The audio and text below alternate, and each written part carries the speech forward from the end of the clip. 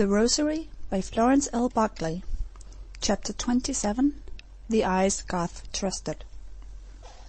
"So, you enjoy motoring, Miss Gray?"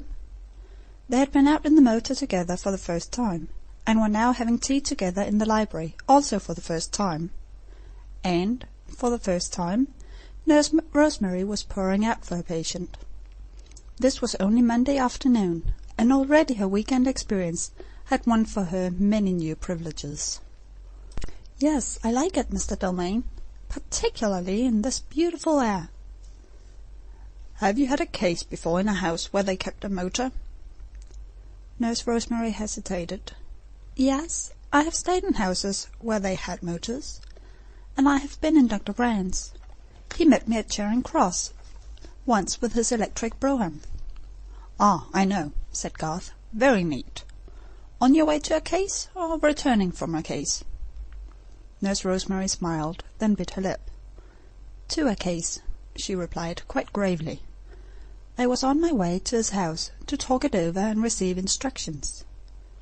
"It must be splendid working under such a fellow as Brand," said Garth. "And yet I am certain most of the best things you do are quite your own idea. For instance, he did not suggest your week-end plan, did he?" "I thought not. Ah, the difference it has made! Now tell me, when we were motoring, we never slowed up suddenly to pass anything, or tooted to make something move out of the way, without your having already told me what we were going to pass, or what was in the road a little way ahead.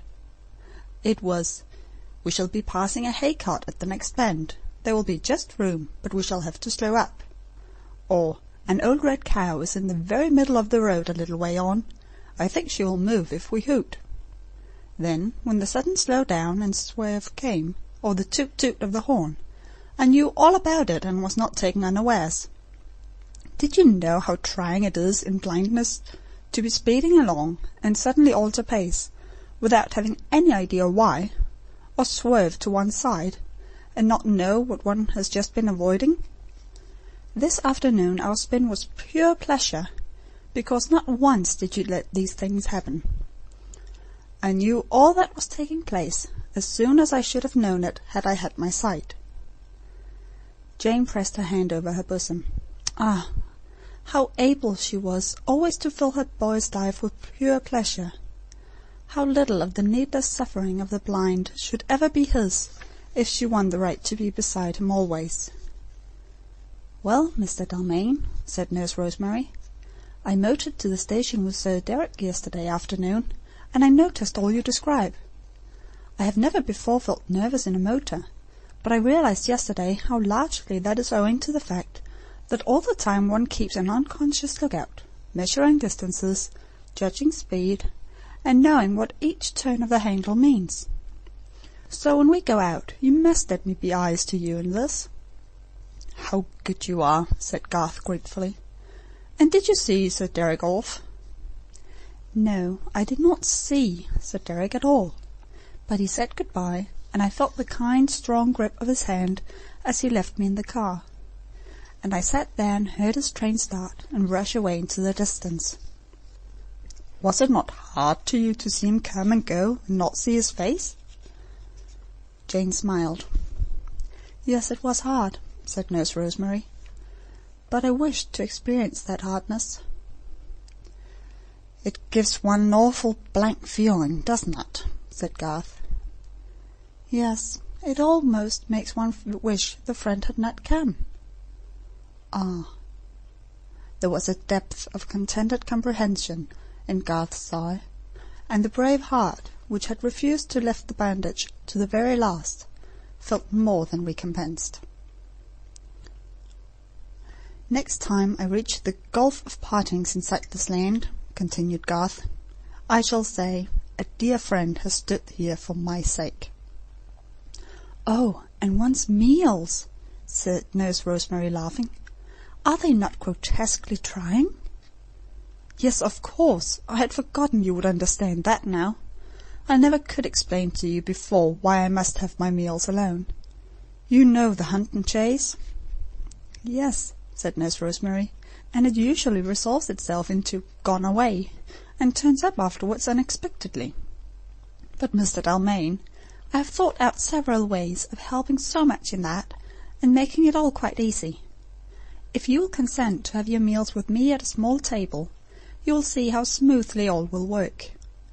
And later on, if I am still here, when you begin to have visitors, you must let me sit at your left, and all my little ways of helping would be so unobtrusive that no one would notice."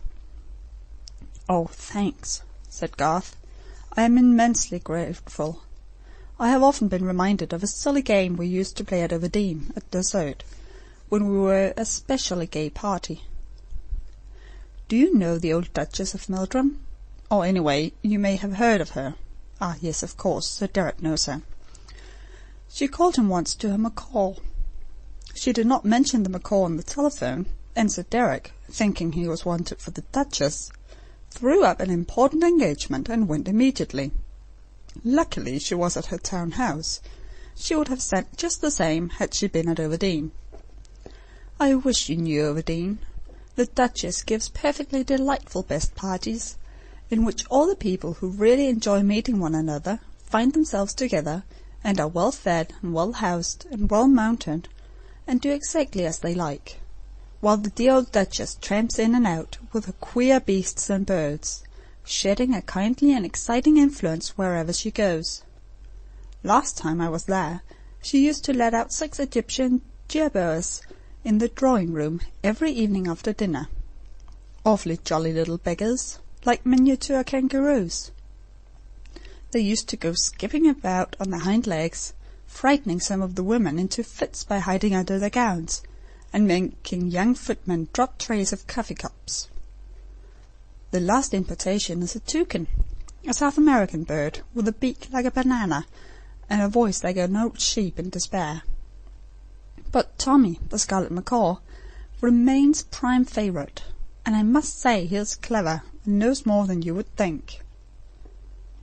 Well, at Overdene we used to play a silly game at dessert with muscatels. We each put 5 raisins at intervals round our plates. Then we shut our eyes and made jabs at them with forks. Whoever succeeded first in spiking and eating all 5 was the winner. The Duchess never would play. She enjoyed being umpire and screaming at the people who peeped. Miss Champion and I, she is the Duchess's niece, you know, always played fair, and we nearly always made a dead heat of it. "Yes," said Nurse Rosemary, "I know that game. I thought of it at once when I had my blindfold meals." "Ah!" cried Garth. "Had I known, I would not have let you do it." "I knew that," said Nurse Rosemary. "That was why I weakened it." Garth passed his cup to be refilled, and leaned forward confidentially. "Now," he said, "I can venture to tell you one of my minor trials. I am always so awfully afraid of there being a fly in things. Ever since I was a small boy, I have had such a horror of inadvertently eating flies. When I was about 6, I heard a lady visitor say to my mother, 'Oh, one has to swallow a fly about once a year.' I have just swallowed mine, on the way here. This terrible idea of an annual fly took possession of my small mind. I used to be thankful when it happened, and I got it over. I remember quickly finishing a bit of bread in which I had seen signs of legs and wings, feeling it was an easy way of taking it, and I should thus be exempt for 12 glad months. But I had to run up and down the terrace with clenched hands while I swallowed it. And when I discovered the fallacy of an annual fly, I was just as particular in my dread of an accidental one. I don't believe I ever sat down to sardines on toast at a restaurant without looking under the toast for my bugbear, though as I lifted it I felt rather like an old woman who always looks under the bed for a burglar. Ah, but since the accident, this foolishly small thing has made me suffer. I cannot say, 'Simpson, are you sure there's not a fly in this soup?' Simpson would say, 'No, sir, no fly, sir,' and would cough behind his hand, and I could never ask him again." Nurse Rosemary leaned forward and placed his cup where he could reach it easily, just touching his right hand with the edge of the saucer. "Have all your meals with me," she said, in a tone of such complete understanding that it was almost a caress, "and I can promise there shall never be any flies in anything. Could you not trust my eyes for this?" And Garth replied with a happy, grateful smile, "I could trust your kind and faithful eyes for anything. Ah, and that reminds me. I want to entrust to them a task I could confide to no one else. Is it twilight yet, Miss Gray, or is an hour of daylight left to us?" Nurse Rosemary glanced out of the window and looked at her watch. "We ordered tea early," she said, "because we came in from our drive quite hungry. It is not 5 o'clock yet, and a radiant afternoon. The sun sets at 7:30. "Then the light is good," said Garth. "Have you finished tea?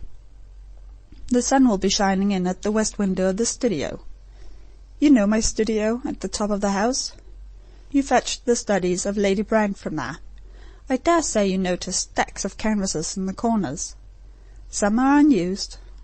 Some contain mere sketches or studies. Some are finished pictures, Miss Gray. Among the latter are 2 which I am most anxious to identify and to destroy. I made Simpson guide me up the other day and leave me there alone, and I tried to find them by touch. But I could not be sure, and I soon grew hopelessly confused amongst all the canvases. I did not wish to ask Simpson's help, because the subjects are, somewhat unusual, and if he found out I had destroyed them, it might set him wandering and talking, and one hates to awaken curiosity in a servant. I could not fall back on Sir Derek, because he would have recognized the portraits. The principal figure is known to him. When I painted those pictures, I never dreamed of any eye but my own seeing them. So you, my dear and trusted secretary, are the one person to whom I can turn. Will you do what I ask, and will you do it now?" Nurse Rosemary pushed back her chair. "Why, of course, Mr. Dalmain. I am here to do anything and everything you may desire, and to do it when you desire it." Garth took a key from his waistcoat pocket and laid it on the table. "There is the studio latch-key. I think the canvases I want are in the corner furthest from the door, behind a yellow Japanese screen. They are large, 5 feet by 3½ If they are too cumbersome for you to bring down, lay them face to face and ring for Simpson. But do not leave him alone with them." Nurse Rosemary picked up the key, rose, and went over to the piano, which she opened. Then she tightened the purple cord, which guided Garth from his chair to the instrument. "Sit and play," she said, "while I am upstairs doing your commission. But just tell me one thing. You know how greatly your work interests me. When I find the pictures, is it your wish that I give them a mere cursory glance, just sufficient for identification? Or may I look at them in the beautiful studio light? You can trust me to do whichever you desire." The artist in Garth could not resist the wish to have his work seen and appreciated. "You may look at them, of course, if you wish," he said. "They are quite the best work I ever did, though I painted them wholly from memory.